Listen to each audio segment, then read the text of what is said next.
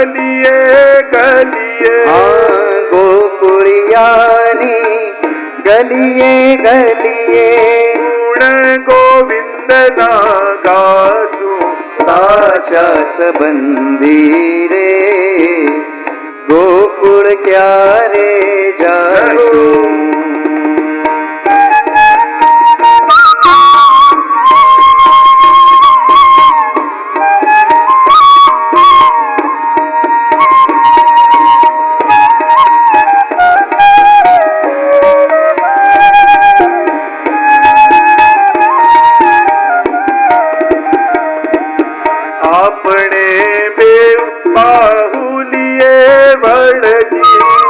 આપણે બેઉ બાહુલીએ વળગી આપણે બે બાહુલીએ વળગી આપણે બેઉ બાહુલીએ વળગી યમુનાજી માનાશું સાચા સંબંધી રે ગોકુળ ક્યારે જાશું સાચા સંબંધી રે ગોકુળ ક્યારે જાશું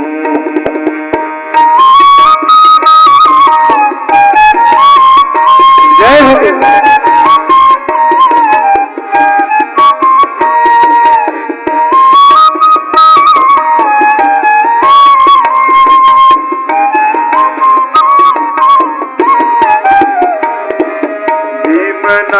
ઠાકોર ને જય ભેટશું ભીમના ઠાકોર ને જય ભેટશું ભીમના ઠાકોર ને જય ભેટશું ભીમના ઠાકોર ને જય ભેટશું સદા સોહાગી થાશું સાચા સંબંધી રે ગોકુળ ક્યારે જાશું સાચા સંબંધી રે ગોકુળ ક્યારે જાશું સાચા સંબંધી રે ગોકુળ ક્યારે જાશું સાચા સંબંધી રે ગોકુળ ક્યારે જાશું હે સાચા સંબંધી રે ગોકુળ ક્યારે જાશું ભીમના ઠાકોર ને જય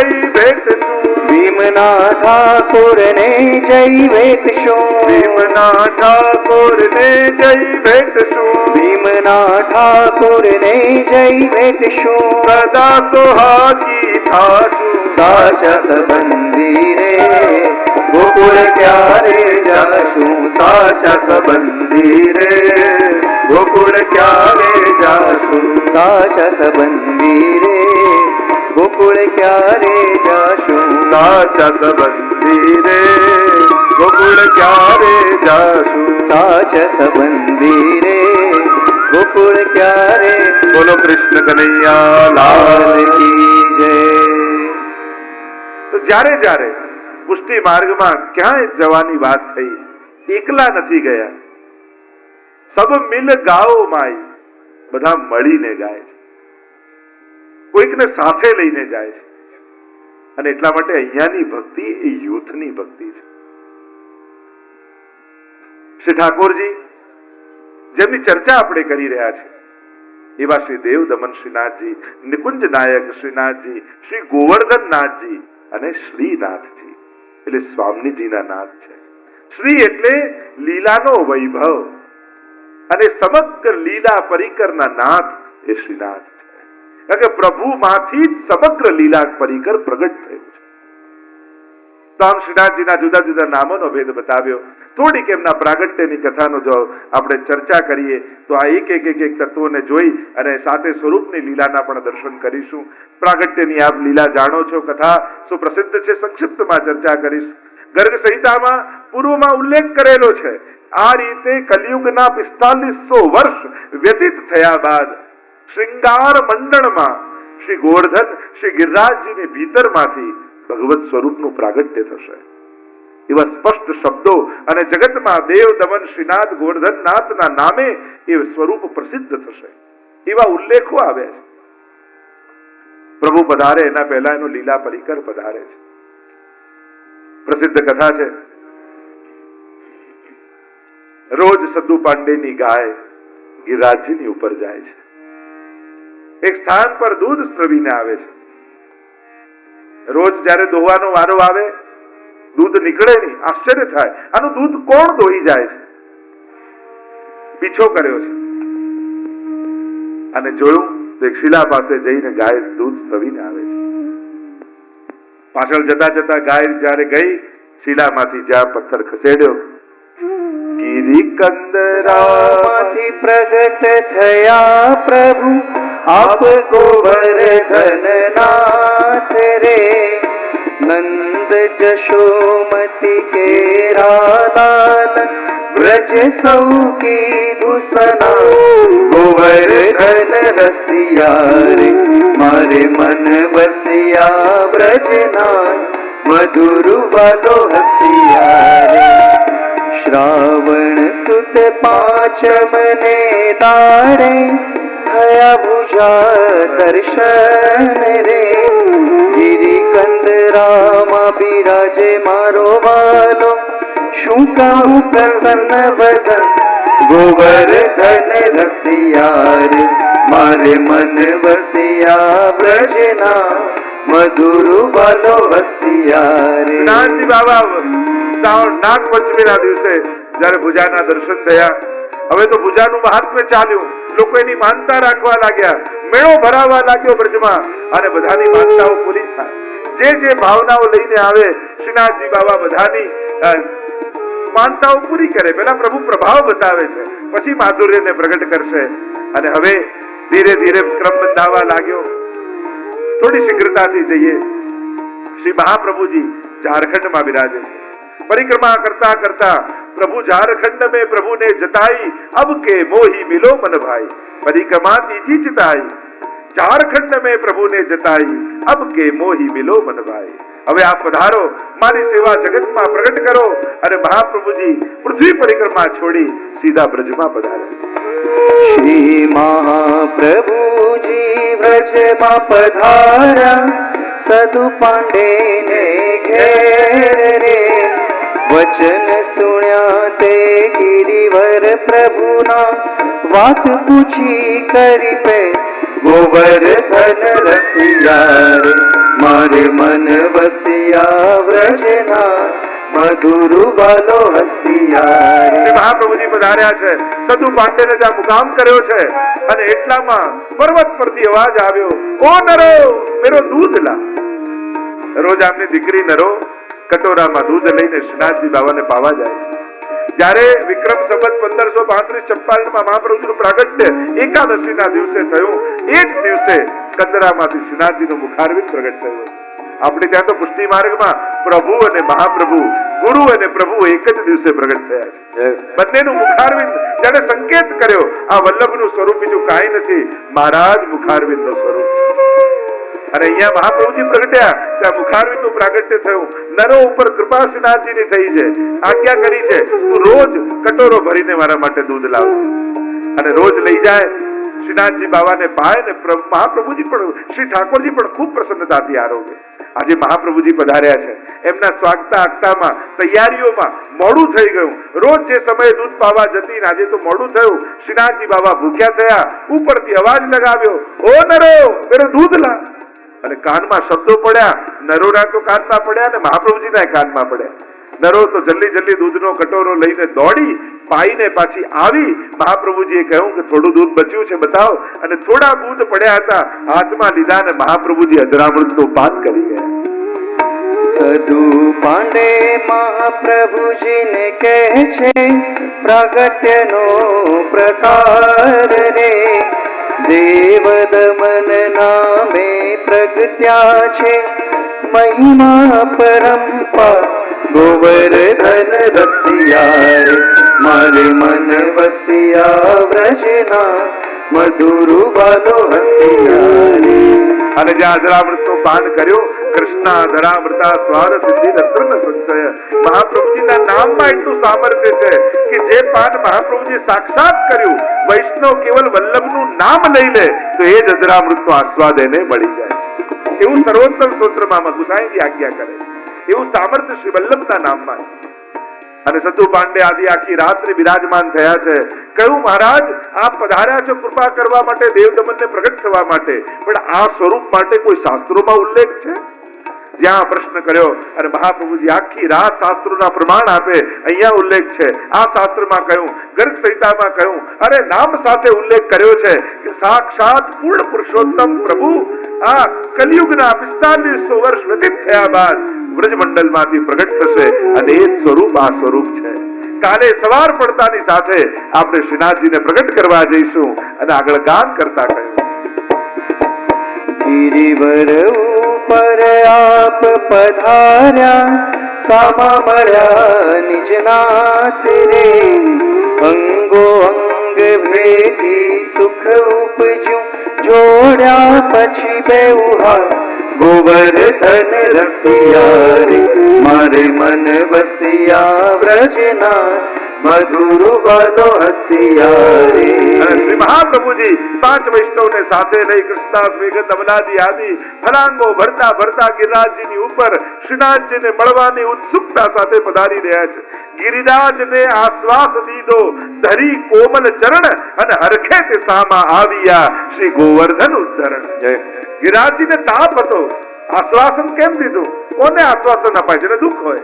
શું દુઃખ હતું? અરે શ્રીનાથજી પ્રગટ થયા છે અને હજી એમને ભોગ નથી ધરાતો. એક આ તાપ હતો. કારણ કે મહાપ્રભુજી જ્યાં સુધી અન્નપ્રાશન ન કરાવે ત્યાં સુધી શ્રીનાથજી પણ સંકલ્પ કર્યો હતો ત્યાં સુધી કેવલ દૂધ પીને રહીશ, અને પહેલા શ્રી વલ્લભના હાથે અન્નપ્રાશન થશે પછી જ સકડી આરોગી. બીજો તાપ એ હતો કે શ્રીનાથજી અહીંયા એકલા બિરાજે છે અને સ્વામીજી રૂપ શ્રી વલ્લભ પૃથ્વી પ્રદક્ષિણા કરી રહ્યા છે. અને આનંદ ક્યારે થશે?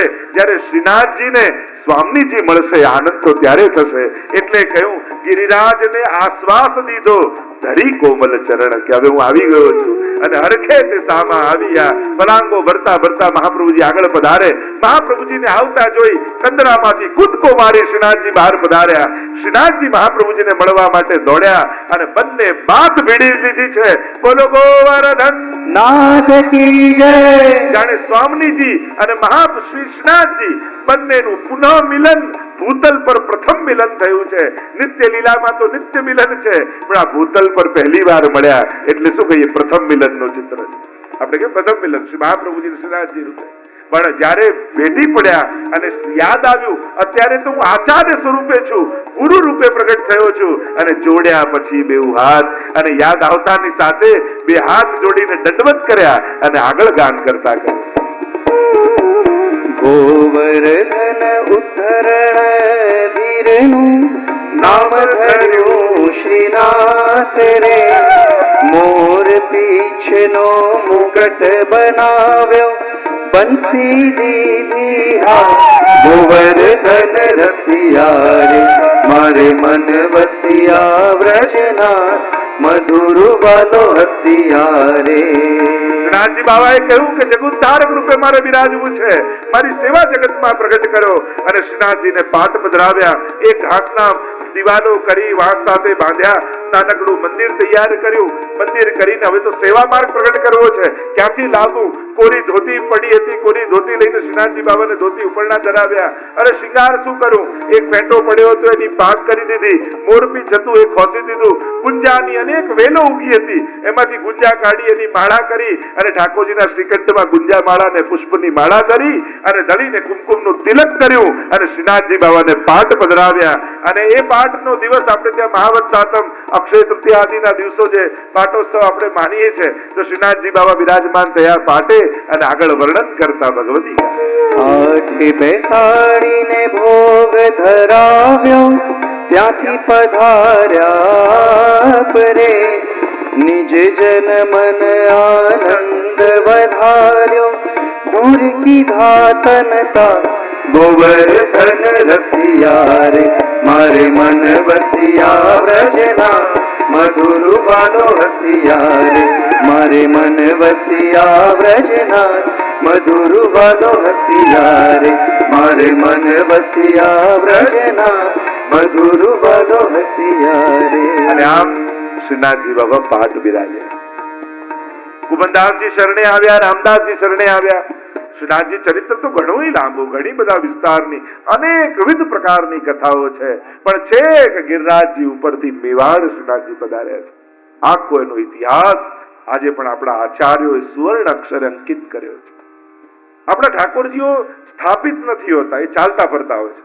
સ્વરૂપ છે ને, અહીંયા તમે જુઓ દરેક ભગવત સ્વરૂપો ક્યાંકથી પધાર્યા, ક્યાંક બિરાજ્યા. આપણે ત્યાં સ્થાપના નથી, આપણે તો ચલિત સ્વરૂપો છે બધા. અને આમ કુમનદાસ આવ્યા શરણે, રામદાસજીને સેવા સોંપી છે. અનેક પ્રકારની કથાઓ. પહેલા કીર્તનિયા રૂપે કુમનદાસજી આવ્યા, શરણે લીધા, કીર્તન કરવાની સેવા સોંપી. અનેક પ્રકારના પ્રસંગો છે. જેવી લીલા સારસ્વત કલ્પમાં ઠાકોરજી વ્રજભક્તો સાથે કરી, એવી જ લીલા શ્રીનાથજી બાબાએ વ્રજવાસીઓ સાથે લીલા કરી. માનો ફરી સારસ્વત કલ્પ પ્રગટ થઈ ગયો કલિયુગમાં, જ્યારથી શ્રીનાથજી બાબા બિરાજમાન થયા. હાથો ગુર્જરી, આદિ લચ્છો ગુર્જરી અને અનેક પ્રકારના પ્રસંગો આવે છે. કેવા કેવા હાસ્ય વિનોદની લીલાઓ ઠાકોરજી કરે છે. કુમનદાસજીને માખણ ચોરી કરવા માટે લઈ જાય છે, અને માખણ ચોરીને અનેકવિધ લીલાઓ કુમનદાસ તો પકડમાં આવી જાય, ઠાકોરજી પાછા ભાગીને આવી જાય. કેટલા પ્રસંગોના વર્ણન છે. પેલી નવી વહુ પરણીને આવી એની કથા આવે છે. ઠાકોરજી એની મનોકામનાઓ પૂર્ણ કરી. શ્રીનાથજી બાબા અંબાલામાં રહેતા પૂર્ણ ક્ષત્રિયના સ્વપ્નમાં આવ્યા, આજ્ઞા કરી કે તું મારું મંદિર બનાવ. જેને ક્યારે શ્રીનાથજીને જોયા નહોતા. જો શ્રીનાથજીની આને જ કૃપા કહેવાય ને. ક્યારે કોના ઉપર વરસી જાય કોણ જાણે. આપણને લાગે કે આ નજીક છે, આને જ કહેશે, એવું કાંઈ નથી. આ શ્રીનાથજીનું કાંઈ નક્કી નહીં. કોના ઉપર પહેલી વાર મંદિરે આવ્યો ને ઘણી વાર એને સેવા મળી જાય. ઘણી વાર પહેલી વાર દર્શન કરણા જોઈએ કે પહેલી વાર આવ્યા હોય ને ક્યાંક ફૂલઘરના ફૂલ ખૂટ્યા હોય ને કોઈ કોણ લેવા છે, પેલો કે હું લઈ આવું, અને પેલો લઈ આવે ને એની સેવા છેક શ્રી સુધી પહોંચી જાય. તો શ્રીનાથજીની આ કૃપા માર્ગમાં તો ક્યારે કોનો નંબર લાગી જાય. એટલે જ કેવું ને, હાથમાં આવેલી સેવા છોડવી નહીં. કારણ કે 2 દિવસ તમે માળાજી બનાવવા ન ગયા અને ઠાકોરજી તમારા બદલે કોઈ ગયા ને એની ગમી ગઈ, તો પછી તમારો વારો જ નહીં આવે. એટલે સેવા છે ને ચૂકવી નહીં. પ્રાચીન આચાર્ય એમ કહેતા, ગમે તે થાય હાથમાં આવેલી સેવા છોડવી નહીં. પ્રભુને જો એની ગમી ગઈ તો આપણો વારો જ નહીં આવે. ફરી કોણ જન્મમાં ક્યારે વારો લાગે. એટલે સેવા તો આગ્રહપૂર્વક કરો.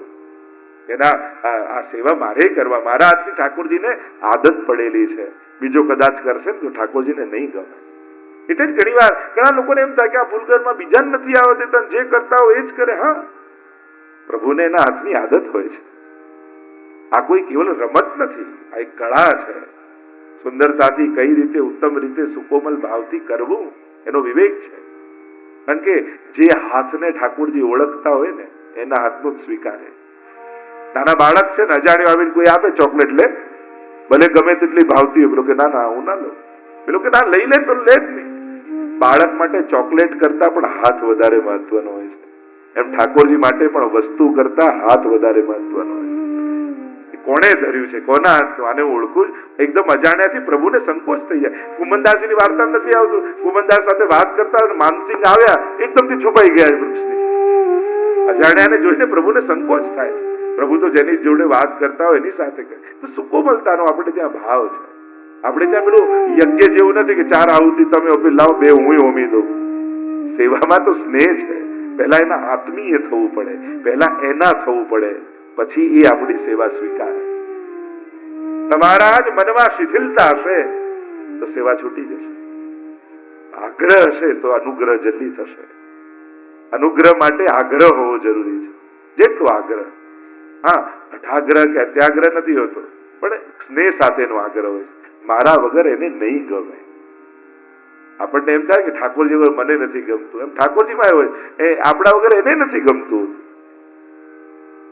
તમે કેટલો સ્નેહ કરો છો એ તમે જાણો છો, પણ ઠાકોરજી તમને કેટલો પ્રેમ કરે છે એ તો આપણે કલ્પના નથી કરી શકતા.